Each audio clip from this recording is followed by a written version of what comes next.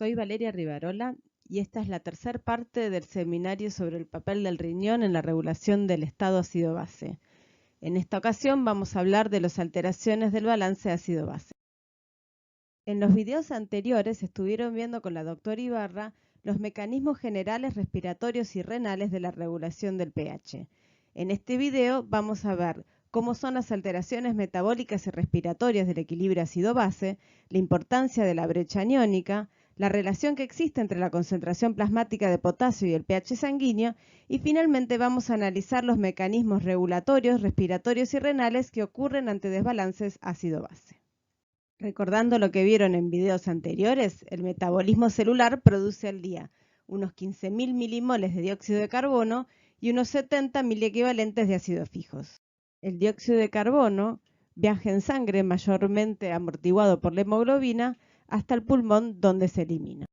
Para que no bajen el pH, los ácidos fijos se amortiguan con el bicarbonato del plasma, pero eso consume bicarbonato. La sal del ácido que formamos se elimina por el riñón. Y para recuperar el bicarbonato que se consumió amortiguando los ácidos fijos, se regenera bicarbonato en el riñón. Para ello, se elimina protón unido a fosfato u otros ácidos titulables o amonio, y por cada protón que se elimina se genera un nuevo bicarbonato. Recordemos además que el riñón debe recuperar reabsorbiendo todo el bicarbonato que se filtró. Si alguno de estos mecanismos falla, va a cambiar el pH de la sangre y decimos que nos encontramos ante alteraciones ácido-base. Si el pH es menor a 7,35, decimos que se trata de una acidosis. Y si el pH de la sangre es mayor a 7,42, que se trata de una alcalosis. Como los protones afectan una multiplicidad de sistemas, tanto la acidosis como la alcalosis son graves para el cuerpo. Si el origen del problema se encuentra en el pulmón, o sea que va a cambiar la cantidad de dióxido de carbono que circula por la sangre, se dice que la alteración ácido-base es de origen respiratorio. Dentro de los problemas respiratorios tenemos la acidosis respiratoria, donde el problema es que no se está ventilando bien y se elimina poco dióxido de carbono. Recordemos que la cantidad de dióxido de carbono en el cuerpo es proporcional a la ventilación alveolar. Si por alguna razón estamos ventilando mal porque los pulmones funcionan mal, algo muy común en los casos de coronavirus, aumenta la presión de dióxido de carbono en el cuerpo. De hecho, se considera que si la presión de dióxido de carbono arterial sube a valores mayores a 40 milímetros de mercurio, nos encontramos ante una acidosis respiratoria. El problema contrario sería la alcalosis respiratoria.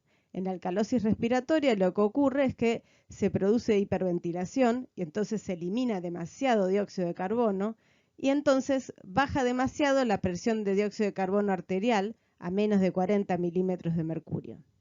Esto ocurre, por ejemplo, en la altura y en ciertos trastornos del sistema nervioso central y psíquicos en los que uno hiperventila y entonces elimina mucho dióxido de carbono. Si existe algún problema en la generación de ácidos fijos, en el manejo de bicarbonato corporal o en el manejo de bicarbonato a nivel renal, decimos que existe una alteración metabólica. En el caso de una acidosis metabólica, lo que observamos es una disminución del bicarbonato plasmático a valores menores a 24 miliequivalentes por litro. Entre las distintas causas que pueden ocasionar esto, está un aumento en la concentración de ácidos fijos. Existen varias causas que pueden llevar a una acumulación de ácidos fijos. La más común es la acumulación de ácido láctico, que puede producirse tanto por un shock hipovolémico, como un exceso de ingestión de etanol, o por un ejercicio extremo.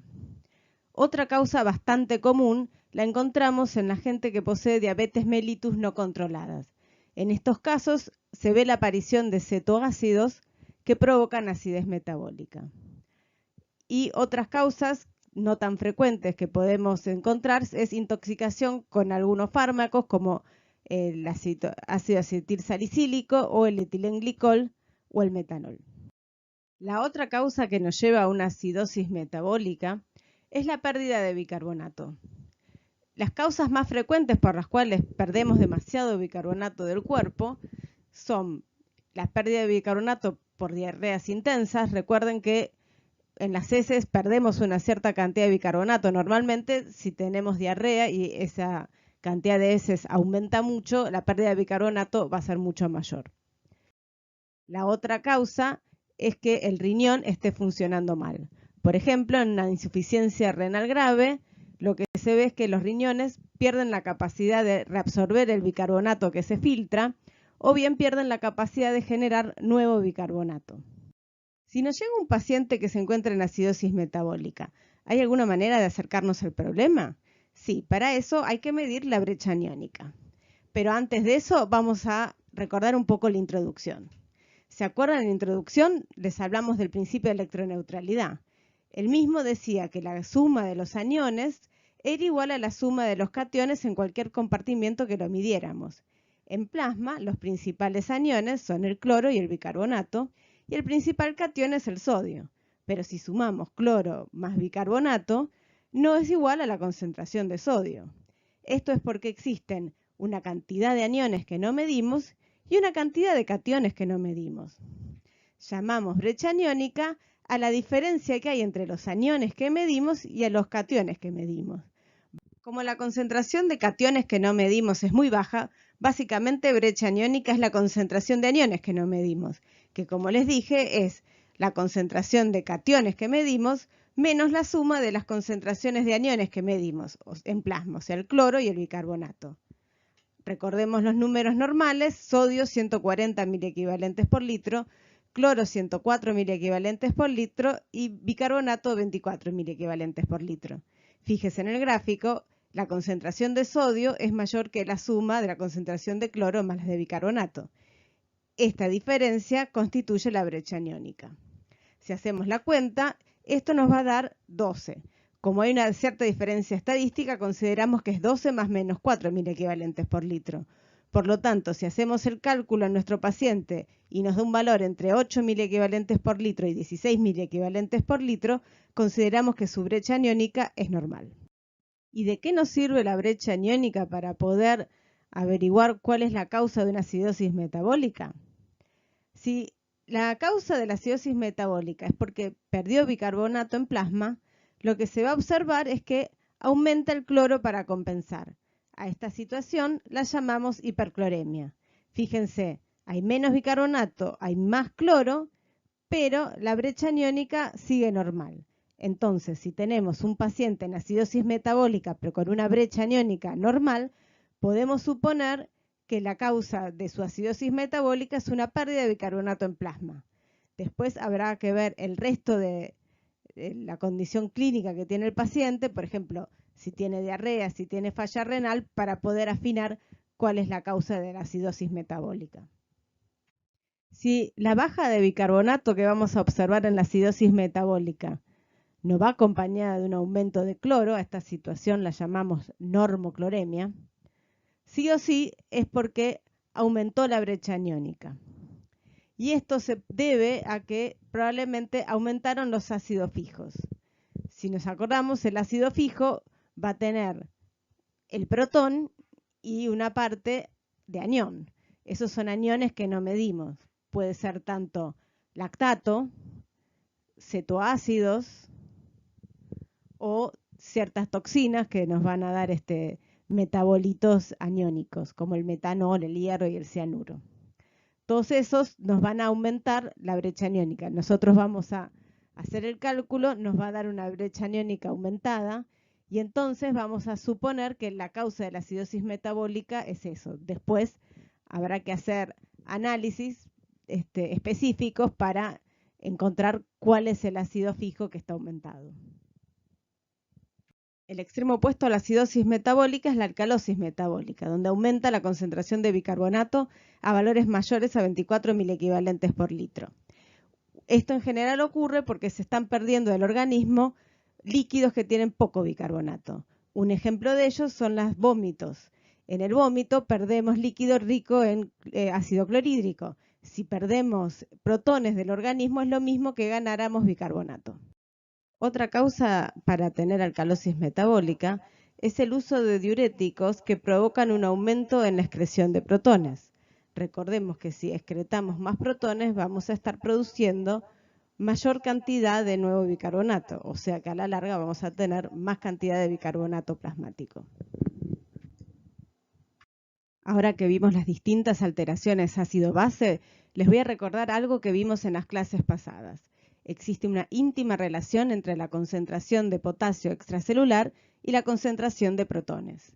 Les recuerdo que en la célula hay una alta concentración de potasio, mientras que fuera de la célula existe una baja concentración de potasio. Por lo tanto, está favorecida su salida a través de canales. Para que pueda entrar potasio a la célula, necesitamos hacerlo con un mecanismo que gaste energía, como ser la bomba sodio-potasio ATPasa.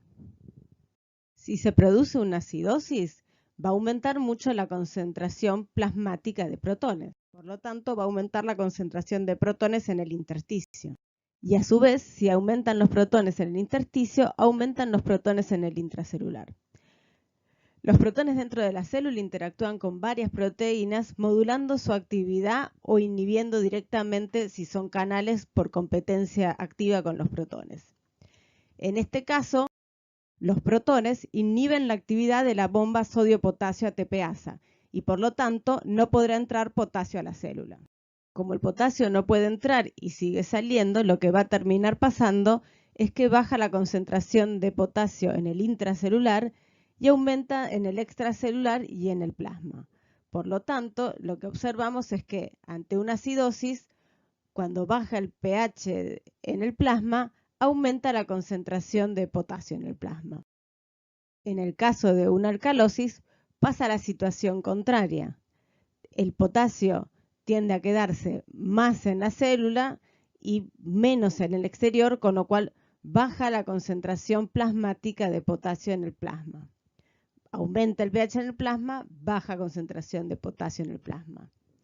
Eso, siempre que vean una acidosis, van a encontrar potasio plasmático aumentado y en el caso de una alcalosis, potasio plasmático disminuido.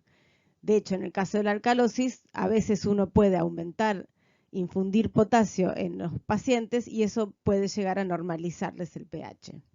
Pero ojo, esto no se trata de un mecanismo de regulación, porque no estamos en una situación ideal. Estos mecanismos lo que llevan a que cambie la concentración de potasio y provoquen o bien hiperpotasemia en el caso de una acidosis o bien hipopotasemia en el caso de una alcalosis, lo cual es tan mal una situación como la otra.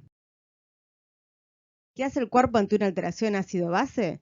Intenta compensarla o eliminarla utilizando los mismos sistemas que venía utilizando en condiciones fisiológicas. En primer lugar, tenemos a los amortiguadores extracelulares o intracelulares que actúan instantáneamente, sobre todo al bicarbonato, a los proteinatos en menor medida y en sangre a la hemoglobina. Ahora recordemos que estos sistemas amortiguadores lo que hacen es intentar evitar el cambio de pH. Si estamos midiendo en sangre una acidosis, una alcalosis, es que no se pudo hacer esta compensación de manera completa. En situaciones de acidosis prolongadas, el hueso puede actuar como buffer y se intercambian los protones con el calcio que se encuentra en el hueso y esto lleva a una desmineralización, lo cual es uno de los problemas en la acidosis crónica. En el primer video vieron que la capacidad sumada de todas las bases buffer de la sangre era de unos 50 milequivalentes por litro. Dijimos que durante una acidosis metabólica la concentración de bicarbonato baja. Por lo tanto, si sumamos la capacidad buffer de la sangre, nos va a dar un valor menor a estos 50 milequivalentes por litro. Por lo tanto, decimos que ante una acidosis metabólica existe un defecto de base buffer. De la misma manera, en una alcalosis metabólica, la cantidad de bicarbonato en sangre está aumentada. Por lo tanto, el valor de la base buffer nos va a dar un valor mayor a los 50 milequivalentes por litro. Y entonces decimos que en una alcalosis metabólica existe un exceso de base buffer. Si el pulmón está funcionando de manera correcta, luego de algunos minutos se empezará a ver un cambio en la ventilación pulmonar para intentar compensar el defecto ácido-base. Por ejemplo, en una acidosis metabólica, donde la disminución de bicarbonato producirá una disminución del pH plasmático, lo que sucederá es que se van a estimular los quimiorreceptores y eso va a dar un aumento de la ventilación alveolar. Eso lleva a disminuir la presión de dióxido de carbono y por ende a normalizar el pH. Como vieron en el video anterior, esto tiene un límite. La presión de dióxido de carbono no puede bajar a valores menores a 20 milímetros de mercurio. Si lo que tuviéramos es una alcalosis metabólica, veríamos que el aumento en la concentración de bicarbonato aumenta el pH de la sangre. Esto es sensado y provocará una disminución refleja de la ventilación alveolar. Si disminuye la ventilación alveolar, aumenta la presión de dióxido de carbono. Este aumento en la presión de dióxido de carbono compensa el aumento en la concentración de bicarbonato y el pH se normaliza. Sin embargo, la capacidad del pulmón de realizar este tipo de compensaciones es muy baja, porque si baja mucho la ventilación alveolar, nos bajaría mucho la cantidad de oxígeno en el cuerpo. Entonces, la PCO2 solamente puede aumentar hasta 50 milímetros de mercurio. Finalmente, si es que el riñón funciona, luego de 12 horas y hasta varios días después, el riñón puede cambiar la cantidad de bicarbonato que reabsorbe o la cantidad de bicarbonato de nuevo que fabrica, y de esta manera realizar una compensación renal de las alteraciones ácido-base. Los túbulos pueden aumentar su capacidad de secreción de protones tanto por un descenso en la concentración de bicarbonato plasmático como por un aumento en la PCO2. Lo que se observa en el túbulo proximal, tanto con las enzimas y los transportadores involucrados en la reabsorción de bicarbonato y en las enzimas involucradas en la producción de amonio, o en el túbulo colector entre las enzimas y los transportadores involucrados en la secreción de ácidos, que aumenta la cantidad y la actividad de ellas. Si se acuerdan, la doctora Ibarra les contó que en el túbulo colector existían células encargadas de secretar protones, llamadas células intercalares alfa, células encargadas de secretar bicarbonato, llamadas células intercalares beta, y las células principales que estuvimos viendo en las otras clases, que se encargaban de la reabsorción de sodio, de agua y la secreción de potasio. Lo que se observa en una acidosis prolongada es que el túbulo colector puede cambiar la composición de las células intercalares, aumentando la cantidad de las células secretoras de protón. Si se acuerdan, podíamos evaluar la capacidad de los riñones de excretar protones calculando la excreción neta de ácidos, que evaluaba la cantidad de protones unidos a amonio, la cantidad de protones unidos a acidez titulable, y todo esto era la cantidad de nuevo bicarbonato que había podido fabricar el riñón, y le restábamos la cantidad de bicarbonato filtrado que no había logrado reabsorberse, que en condiciones normales es muy poco. Fíjense algo interesante. Acá tenemos la acidez titulable y la excreción neta de amonio en individuos sanos y individuos que tenían algún tipo de acidosis.